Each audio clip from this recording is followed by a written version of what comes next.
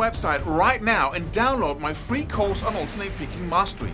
It contains 5 essential exercises that will take you to alternate picking mastery faster than you can imagine. And then I've included my method of how to lay out a practice plan in just 1 to 2 minutes that will absolutely boost your results like nothing you ever tried before. So go download it right now. It's free.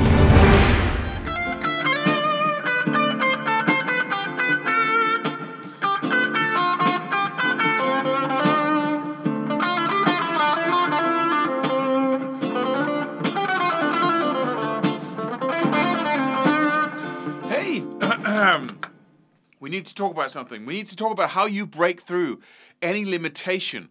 And when I say limitation, I mean something that you just can't seem to, it's like a bump in the road and it just keeps, being there. So you keep running over that bump again and again and again. It's a chord that you just can't get right? You have a song down, but there's one of these chords and it's just, ugh. So you stop a little, or sometimes you get it right, sometimes you don't. Or it's like you've been practicing scale shapes for too long, and now you can only play in vertical shapes, right? So you just long for the ability to play horizontally. Or you can't play it, high up on the neck. It's like when you get up here, it's like, ooh, there's not enough room for my fingers. What is this, right? Any limitation like that you just can't seem to, there's really a simple strategy.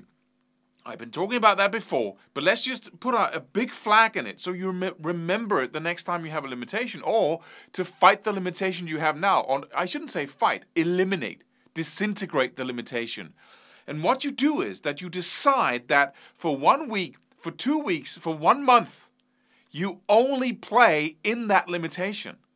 So whatever you play, let's say it's playing horizontally, then don't play vertically at all for an entire month.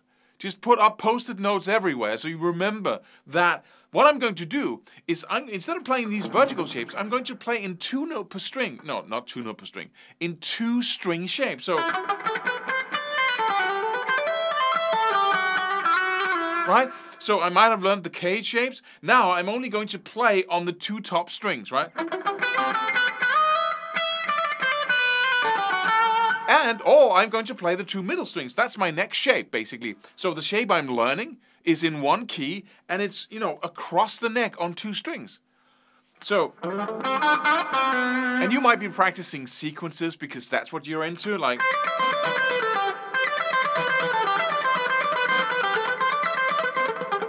But you do so by, or if you're moving like, and you're used to going vertical, you simply just stop when you.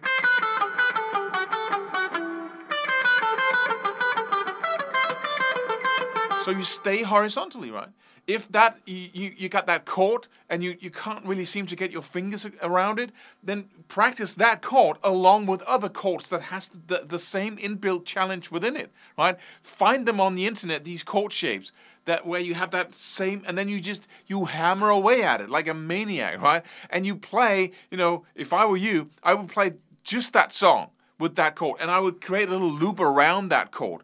But that's a kind of a different concept. But the whole strategy here, let's say it's like playing, above the 12th fret. You seem to not go there because it's uncomfortable. Then only play above the 12th fret for an entire month. You might practice soloing, scales, chords, right? Might be playing all kinds of stuff. Then suddenly you start just playing above the 12th fret until it's like, okay, this feels new now. That's the whole, you get so familiar with what was before a challenge or a limitation that it's no longer a limitation. It's nothing. It's, even more comfortable than playing down here. I hope you get my idea here. This is really simple. It's just breaking out of that idea that, it's hard to play horizontally. No, the only reason why it's hard is because you've been playing vertically for so long, right?